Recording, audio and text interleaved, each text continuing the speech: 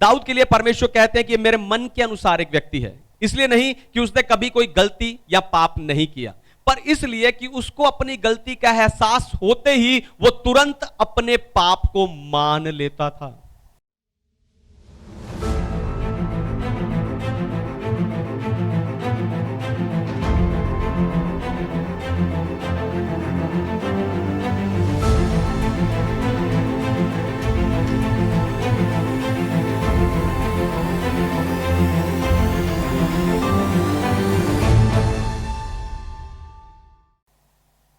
Hallelujah.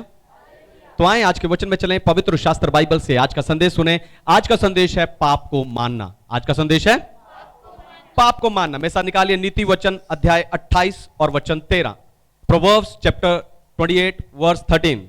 जो अपने अपराध छिपा रखता है उसका कार्य सफल नहीं होता, परंतु जो उनको मान लेता और छोड़ भी देता है उस पर दया की जाएगी। आमीन। परमेश्वर के नाम की महिमा हो। आज के समय में कोई जल्दी से अपनी गलती या अपने पाप को नहीं मानता। लोग यही चाहते हैं कि उनके पाप या उनकी गलती छिपी रहे, उसका किसी को पता ना चले, है ना। वो यही चाहते हैं कि उनकी गलती छिपी रहे, घर वालों से और बाहर वालों से भी उनकी गलती छिपी रहे। या मेरी गलती का दोष अगर किसी दूसरे पे डाला जा रहा है तो डाला जाने दो, लेकिन मैं दूसरों के सामने पवित्र बना रहूं। ठीक वैसे ही जैसे आप अपने बच्चों को पूछते हो यहां 50 रुपए पड़े थे, किसने लिए? या ये गिलास किसने तोड़ा? या ये चिप्स का पैकेट यहां था, किसने खाया? सारे बच्चे एक एक करके बोलते हैं हमने नहीं किया। फिर आप मुस्कुरा कर कहते हो अच्छा तुम में से किसी ने नहीं किया, तो क्या फिर मैंने किया? फिर बच्चों को समझ आता है कि हमें सजा देने के लिए नहीं पूछ रहे, और जिसने वो काम किया होता है वो सामने आकर बोलता है हाँ मैंने कर दिया था। हालेलुया। आपको बताऊं लूका रचित सुसमाचार 15 अध्याय में उड़ाऊ पुत्र ने अपने पिता के सामने अपने पाप को मान लिया। उसने कहा पिताजी मैंने आपके विरुद्ध और स्वर्ग के विरुद्ध पाप किया है। लूका 18 अध्याय में जब दो लोग मंदिर में प्रार्थना करने गए तो चुंगी लेने वाले ने छाती पीट कर अपने पाप को माना, कहा मैं पापी मनुष्य हूं। प्रेरितों के काम 8 अध्याय में शिमोन जादूगर ने देखा कि पतरस के हाथ रखने से लोगों को पवित्र आत्मा मिलता है। शिमोन बहुत सारा पैसा लेके पतरस के पांव पर उसने रख दिया और कहा कि ये दान, ये वरदान मुझे भी दे दे कि जिस पर हाथ रखूं वो पवित्र आत्मा से भर जाए। पतरस ने कहा अपनी बुराई से मन फिरा, क्योंकि तूने परमेश्वर का वरदान पैसों में खरीदना चाहा। उसने तुरंत अपने पाप को माना और पतरस से क्षमा मांगी। लेकिन यहोशू की पुस्तक 7 अध्याय में अकान नाम का एक व्यक्ति है, उसने अर्पण की हुई वस्तुओं को अपने तंबू के बीच में गाड़ कर छिपा कर रखे हुए था। उसने वो पाप किसी को नहीं बताया, इसलिए सबने उस पर पथराव करके उसे मार डाला। प्रेरितों के काम 5 अध्याय में हनन्याह और सफीरा ने अपने पाप को नहीं माना, इसलिए वो दोनों पति पत्नी पतरस के सामने ही मर गए। यानी जिन्होंने अपने पाप को छिपा रखा उन्हें दंड मिला, और जिन्होंने उस पाप को मान लिया उन पर दया हुई। हालेलुया। उन पर दया हुई। आपको बताऊं दाऊद के लिए परमेश्वर कहते हैं कि मेरे मन के अनुसार एक व्यक्ति है, इसलिए नहीं कि उसने कभी कोई गलती या पाप नहीं किया, पर इसलिए कि उसको अपनी गलती का एहसास होते ही वो तुरंत अपने पाप को मान लेता था। तो आज पाप को मानना किन बातों को बताता है, यही बताकर मैं आपको उत्साहित करने जा रहा हूं। लेकिन उससे पहले मैं चाहता हूं कि दुनिया भर से जितने विश्वासी स्पिरिचुअल पैशन असेंबली यानी आत्मिक उत्साह की सभा के संदेश को सुनते, हम जोरदार ताली से उनका स्वागत करें।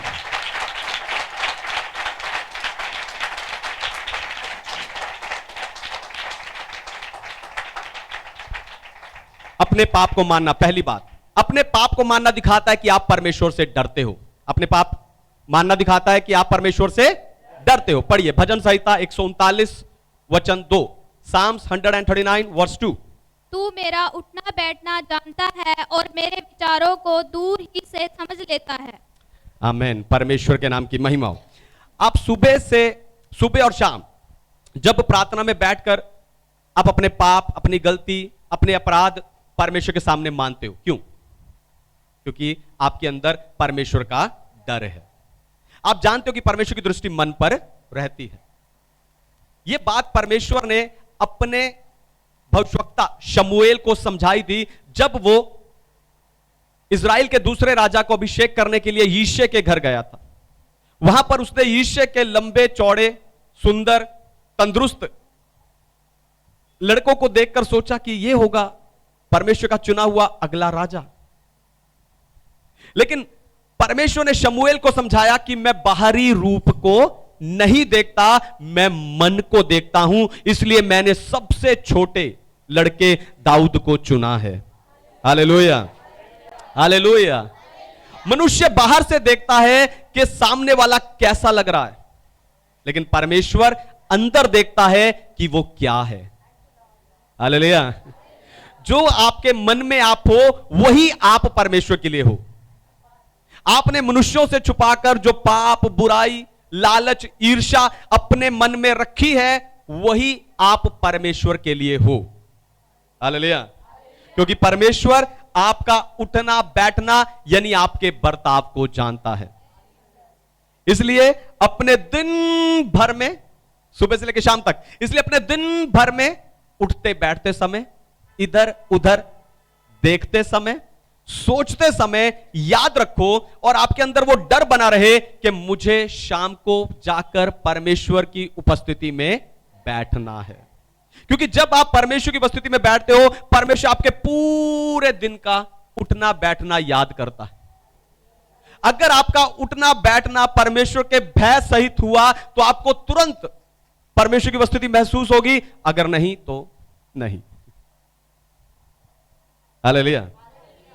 आपको बताऊं, मनोवैज्ञानिक लोगों का मानना है, जो मनोवैज्ञानिक हैं उनका मानना है कि हमारे मन में या हमारे दिमाग में एक दिन में 60 से 80 हजार विचार आते हैं। कितने?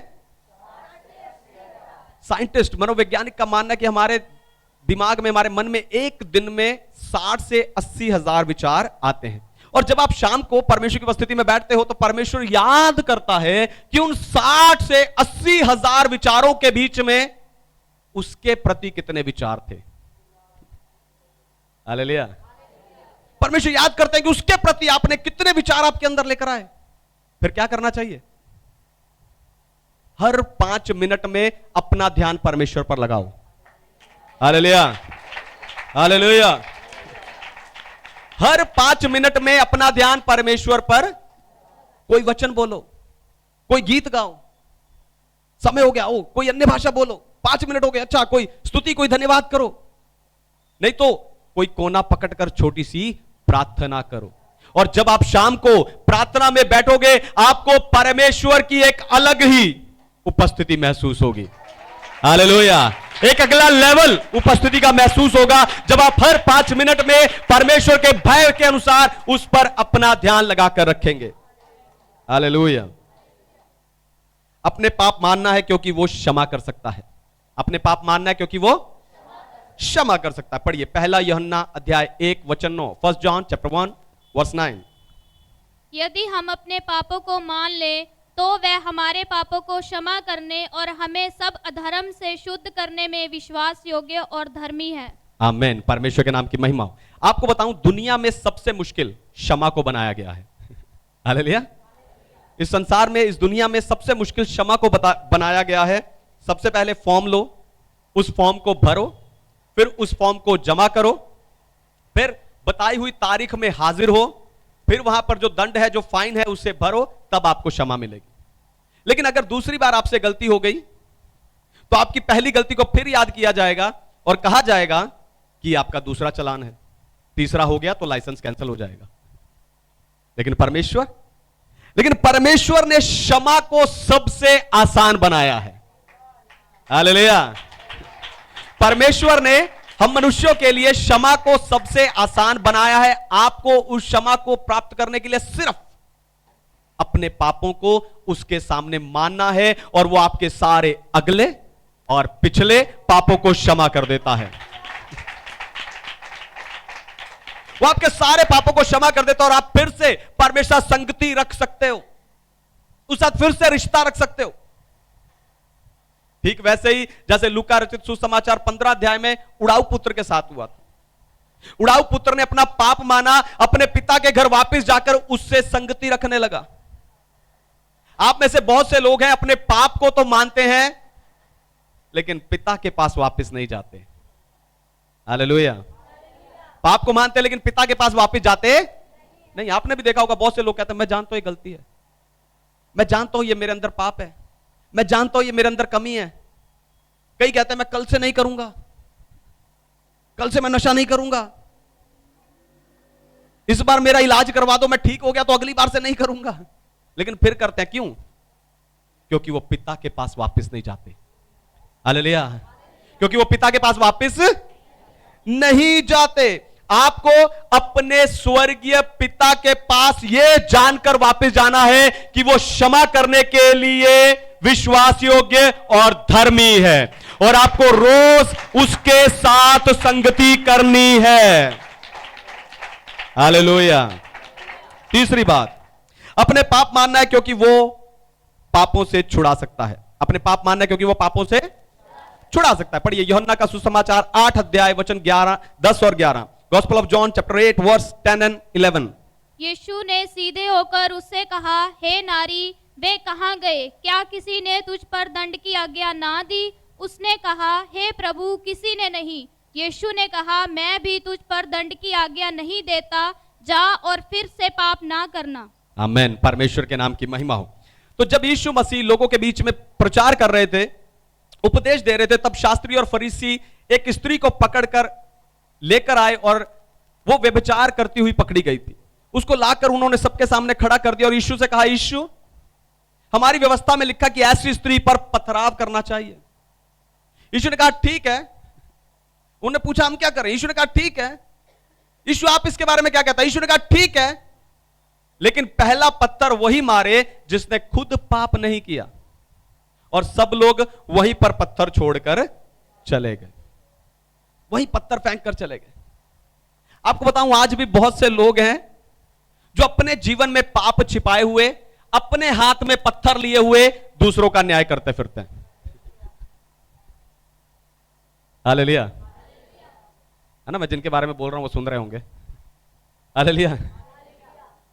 आज भी ऐसे बहुत से लोग हैं जो अपने मन में पाप छिपाए हुए, अपने हाथ में पत्थर लिए हुए दूसरों का न्याय करते फिरते हैं। हालेलुया। आपको बताऊं, पिछले दिनों मैंने एक शादी पढ़ी।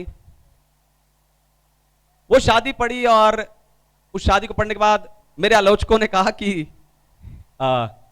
याकूब और राहेल की आशीष नहीं देनी चाहिए थी। लेकिन आपको बताऊं, मैंने याकूब और राहेल की आशीष देने से पहले अब्राहम और सारा की आशीष दी, इसहाक और रिबेका की आशीष दी, फिर मैंने याकूब और राहेल की आशीष दी है। आपको बताऊं, परमेश्वर अब्राहम, इसहाक, याकूब का परमेश्वर है। वो अपने आप को इंट्रोड्यूस करता है किस बारे में? अपने आप को क्या इंट्रोड्यूस करता है वो? कि मैं अब्राहम, इसहाक और याकूब का परमेश्वर हूं। और आपको बताऊं, याकूब के बच्चों से ही इजराइल के 12 गोत्र बने हैं। और बताऊं, गिनती की पुस्तक 22 अध्याय से जब आप पढ़ोगे, वहां पर एक राजा है बालाक, उसने बिलाम नाम के भविष्यवक्ता को बुलाया ताकि वो क्या करे? इजराइलियों को श्राप दे। उसने 3 बार उन्हें श्राप देना चाहा, लेकिन तीनों बार उसके मुंह से आशीष निकली। और उसने वो आशीष, 3 बार वो आशीष उन्हें याकूब कहकर दी है। हालेलुया। 3 बार उन्हें वो आशीष याकूब कहकर की है। और आखिरी बात मैं ये कहना चाहता हूं, जिन लोगों के साथ आज आप मेरी निंदा कर रहे हो, जब वो यहां थे, मैंने कभी उन्हें आपकी निंदा करने नहीं दी। हालेलुया। हालेलुया। तो परमेश्वर महान है।